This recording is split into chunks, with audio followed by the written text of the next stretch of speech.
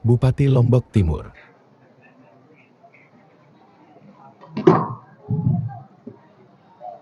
Bismillahirrahmanirrahim. Assalamualaikum warahmatullahi wabarakatuh. Alhamdulillah, alhamdulillahirabbil alamin. Abdika wa rasulika nabiyil ummi wa ala alihi wa sahbihi wa sallim, amma ba'du. Al-Mukarramun, para tuan guru, alim ulama yang hadir pada majelis peringatan Maulid Nabi Muhammad Sallallahu Alaihi Wasallam, meminta kami lebih manggil beliau bilang Bu Lale Yakut. Kami sering bertemu di banyak acara. Bapak-bapak dari unsur TNI, kepolisian, hadir juga Pak Camat beserta mantan-mantan Pak Kades. Ada Pak Kades Lenek Lau, Pak Zaini, Pak Tahir. Beliau ini dulu sahabat kami di dalam melebarkan jalan atau membuka jalan Lenek Sultan Perligo. Yang saya hormati dan banggakan, tentu pimpinan pondok pesantren Sagapus Soleh beserta seluruh jajaran guru, tenaga pengajar, administrasinya, yang alhamdulillah hari ini kami menerima kabar yang sangat menyejukkan bahwa persoalan kita sudah clear and clean. Itu yang kita syukuri. Tentu yang sayangi Bapak Ibu, ini amat sekali para jemaah, singkatnya hadirin hadirat rahimakumullah. Alhamdulillah wa syukurillah, hari ini tiang bisa bersilaturahmi sekaligus kita bergembira untuk menyambut lahirnya junjungan alam kita Nabi besar Muhammad Sallallahu Alaihi Wasallam pada tahun 1445 Hijriah ini. Karena itu yang mengajak kita semua untuk terus dengan tidak henti-hentinya tentunya melantunkan, menyampaikan selawat kepada junjungan alam kita dengan ucapan Allahumma sholli ala sayyidina Muhammad wa ala ali sayyidina Muhammad. Bapak Tuan Guru, Umi dan hadirin yang saya hormati, yang memperkenalkan diri sebenarnya beberapa tahun yang lalu. Tadi katanya Pak Ali Bili sudah hadir. Jadi dulu saat Pak Ali Bili menjadi bupati, beliau mengatakan, Pak Juemi, kalau bisa membebaskan lahan dari Lenek Sordang, saya angkat Anda menjadi kepala dinas. Dan alhamdulillah, karena tugas membuat jalan ini, bayangkan Pak Dan Guru Soleh selalu mengajarkan kepada kita, sekedar kita memindahkan duri atau kerikil di tengah jalan ini, pahala kita luar biasa. Apalagi membuka jalan. Akhirnya harus diterima, tiang kuatkan tekad bersama Bapak Kades waktu ini, salah satunya yang dua ini, Pak Zaini, Pak Tahir, dan beberapa kades lainnya bersama kepala dusun, kepala lingkungan, kita sosialisasi. Awalnya tentu denara dengan mele tanah dan baik, balik nasiwah bagus, harusnya seda yang kaji, tapi alhamdulillah dengan sosialisasi, dengan kesadaran Bapak Ibu, alhamdulillah akhirnya kita bisa menikmati bersama-sama jalan yang lebar ini. Sekali lagi, mungkin itu yang mendorong tiang juga bisa menjadi penjabat Bupati Lombok Timur. Tapi kalau tiang jujur, Umi, Pak Juwaini itu Bupati Molah katanya. Ya, Umi kan mendapatkan ke Bupati Molah. Dia dewah kampanye, dia nyugulang kepek, baru sih jadi Bupati. Tapi tiang jawab, rahasianya jujur, yang katakan Pak Tuan Guru, ridho hidayah. Ridhonya Allah kan berada pada ridho kedua orang tua kita. Lalu di agama dijelaskan siapakah orang tua kita itu. Yang pertama, yang melahirkan kita, tentu ada ibu kita, ada bapak kita. Yang kedua, yang menikahkan kita, tentu ada mertua laki kita, mertua perempuan kita. Lalu yang ketiga, yang mengajar kita, tentu bapak ibu guru kita, para ustadz kita. Insya Allah, multa bakti adopsi dulu kelompok ini, yang melahirkan kita, yang mengawinkan kita, menikahkan kita, atau yang mengajarkan kita, insya Allah selamat kita. Itu saja yang tiap pegangi. Ngumbi aku salah dengan tuaknya, yang mendapat pengajian, kita kanggo nyela dengan tuaknya. Kita kanggo nyela dengan tuaknya, mentuaknya guru kita. Karena jauh keberkahan itu kalau kita mencelanya. Andai beliau salah karena beliau manusia, bagus, tidak dia. Insya Allah itu yang lakukan. Pak Tuan Guru, mohon maaf kalau yang salah. Ya harus kita, ini ada anak-anak yang sedang pendidikan atau yang mau berusaha apa saja. Agama bunyi ridullah ridul walidain. Jadi harus berbaktilah dengan tawakal, guru kita, insya Allah selamat kita. Mungkin Pak Tuan Guru lah yang nanti mengupasnya. Tetapi kalau yang ditanya, umbiknya pecat dia jadi pejabat, tak dia telah kita sudah kampanye, dia telah sudah nyegulang kepeng, silaturahmi, mau sudah lembok gandanya, ya jawabannya ya ridullah ridul walidain. Bapak Ibu hadirin yang hormati, yang sudah perkenalan, yang datang ke konfes ini sekaligus mohon doa dan dukungan kepada pengurus pondok pesantren untuk terus kita bergandengan tangan. Bedanya mun bupati Sidilih kan bupati, mun yang niki penjabat bupati, sementara menunggu bupati wakil bupati terpilih 2024. Dilantiknya mungkin di awal 2025. Setahun ini tentu tidak boleh kita sia-siakan Pak Tuan Guru.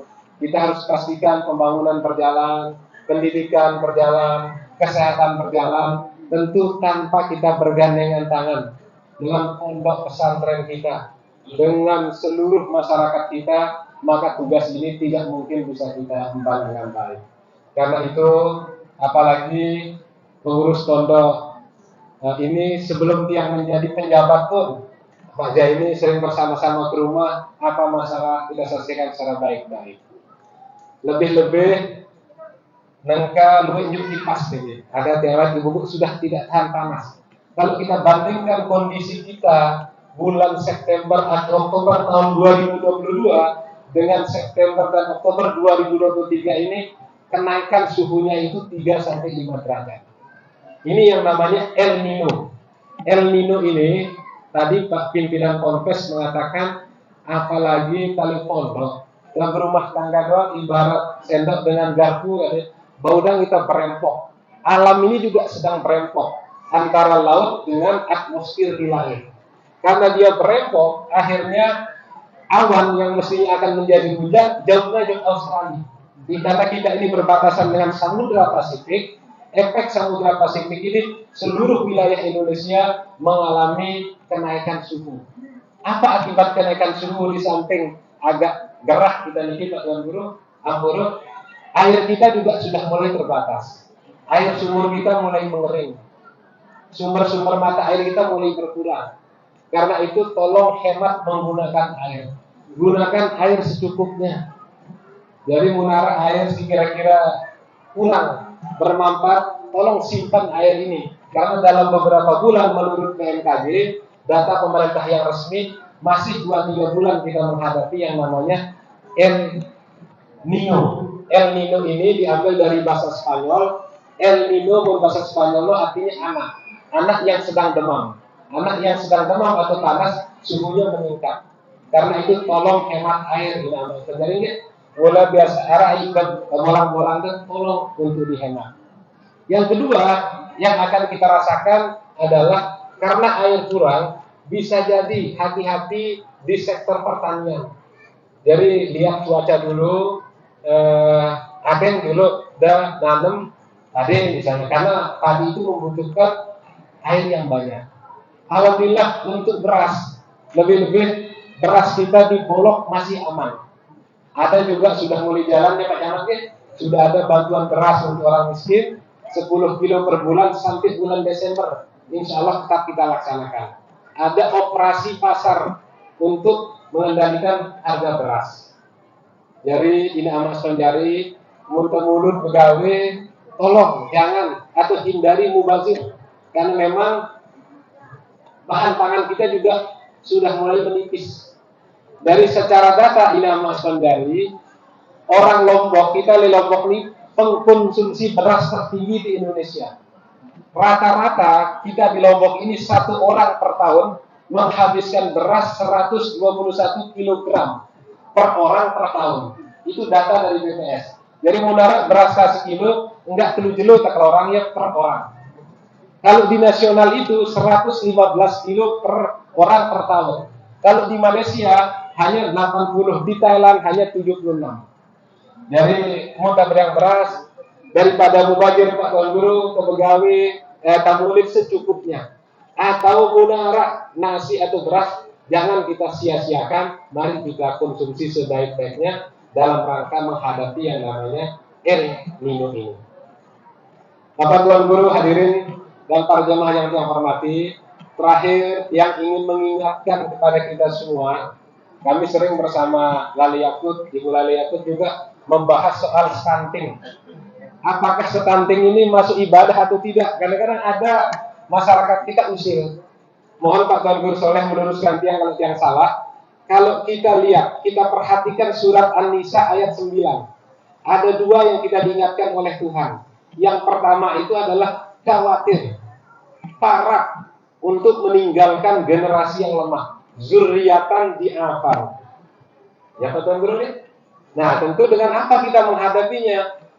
Anak kita harus sehat, harus pintar sekolah atau pondok pesantren. Luar biasa program dari pimpinan pondok mau membangun asrama. Karena memang beda orang yang diasramakan dengan yang tidak. Sekarang ini yang bahaya adalah HP. Beruna umur 6 tahun, milena berindah antara bapak dan ibu, sadina anak mengerti HP, padahal belum saatnya. Ini namanya pengaruh globalisasi. Nah insya Allah mengenai pondok pesantren sudah bisa dijaga hal-hal seperti itu untuk dikurangi. Jadi stunting ini Mas Penjari menjadi program fokus pemerintah dalam rangka memastikan generasi emas Indonesia di tahun 2045. Artinya 23 tahun mendatang ini orang Indonesia ini harus sehat dan cerdas. Yang kedua di surat An-Nisa itu adalah kaulan sadida, bertutur kata yang baik. Namanya tutur kata yang baik sekarang ini mungkin di HP. Arab muli Pak Tuan Guru, mau nyumpak leban taubat guru tak berdosa kan. Mau nyumpak leban HP dia tak berdosa. Tapi kalau akibatnya dengan kita nyumpak, memfitnah dari HP, yang namanya hoax itu membuat orang tersinggung, mungkin itu pasti bukan kaulan sadida, bukan guru, sebaliknya. Karena itu mohon ini Mas Menjali, apalagi menghadapi pemilu, hati-hati bermedsos, berfacebook, mun sakit kesumpah itu sih dengan berdiri kesumpah dengan kan begitu, dendek kecara dengan. Artinya apa? Ini himbauan dari pemerintah menjelang pemilu ini akan banyak kita saling menggunakan HP pada hukumnya, pada salahnya, menyumpah dengan langsung ataupun menyumpah batur lewat HP, lewat WA, lewat medsos. Nanti Pak Tuan Guru insya akan menjelaskannya. Mungkin itu saja yang dapat yang sampaikan. Insya Allah yang bersama pengurus pondok pesantren akan bergandengan tangan supaya semeton jari kita yang sekolah di pondok pesantren ini, karena bagian dari masyarakat Lombok Timur, bagian dari masyarakat Nusa Tenggara Barat, pasti akan kita perhatikan. Kalau boleh yang menyarankan itu kepada Pak Pengurus, tadi Pak Pengurus mengatakan, ya siaran terurus dengan duit arah doang, hilap cara tutur kata mungkin milente maju doang. Yang punya pengalaman memimpin organisasi, katanya di era sekarang ini kita harus mempraktekkan yang namanya 3K. 3K yang pertama adalah komunikasi yang baik. Tadi kan kaulan sadida. Artinya harus antara pengurus yang satu dengan pengurus yang lain bina komunikasi dengan sebaik-baiknya. Pak Kepala Desa dengan warganya, dia mungkin dengan Kepala Dinas dia, Pak Pimpinan Pondok dengan guru, dengan pengurus yang lain, harus komunikasi yang baik kalau mau bertahan di era yang penuh dengan perubahan informasi. Nah, yang kedua adalah kolaboratif katanya. Kolaboratif ini pada si kerjasama. Dari denara persoalan si bau keselesaian isi manusia sebenarnya hanya oleh satu badan. Pasti atas kerjasama banyak pihak. Semakin bagus kerjasama kita dengan pihak lain, pasti organisasi itu akan semakin bagus. Itulah yang dinamakan kolaborasi. Nah, yang ketiga ini Pak Haji pimpinan pondok yang pun berat yang ketiga ini. Kita harus siap dikritik. Karena kita ini bukan malaikat, juga bukan setan. Ya sifat kita, ada saat kita kena arah, saat kita hilap salah. Maka kritik di dalam organisasi itu pun tentu untuk membuat organisasi itu bisa berkembang, bisa berjalan secara sehat. Tetapi mohon kalau saling kritik, ya kritik yang santun, janganlah seperti yang dipraktekkan oleh negara-negara barat, sampai bersuara saling kritik. Tentu kita ini adat ketimuran, di agama kita diajarkan sopan santun, tata krama, berbeda pendapat itu bukanlah menjadi sebuah aib sekarang ini, tetapi jangan kita pertontonkan perbedaan itu di komunitas yang luar. Saya ingat dalam pelajaran dulu di SMP, bagaimana Nabi Musa untuk melawan Fir'aun pun Tuhan mengingatkan harus dengan kebijakan, kelemah lembutan. Insya Allah kalau kita sudah lemah lembut, bertutur kata yang baik, itulah kritikan bisa kita sampaikan. Mungkin itu Bapak Ibu sebagai sambutan perkenalan Tiang di pondok pesantren yang luar biasa ini. Karena Tiang ditunggu juga IGG oleh Bapak Tuan Guru Suparlan, Ponpes NW Ulil Albab. Tuan Guru Lombok Timur ini masjidnya saja 1323, ada ratusan pondok pesantren. Kita ini hebatnya, semua kita maulid, yang satu hari itu paling sedikit 5 sampai 7 harus yang hadiri, sehingga jarang Tiang untung-untungan lah. Biasa barangkali terakhir si bau nerima pengajian, bau nerima berkat gitu. Mohon maaf kami tidak bisa mengikuti acara ini sampai akhir karena ditunggu juga di GG di Prian Montong Gading bersama Tuan Guru Haji Lalu Suparlan, Ponpes Nahdlatul Wathon Ulil Albab. Karena itu Tiang mohon diri, Tiang berjanji insyaallah suatu saat yang datang di pondok pesantren ini dalam kesempatan yang lain. Demikian yang dapat Tiang sampaikan. Billahi taufiq wal hidayah. Wassalamualaikum warahmatullahi wabarakatuh.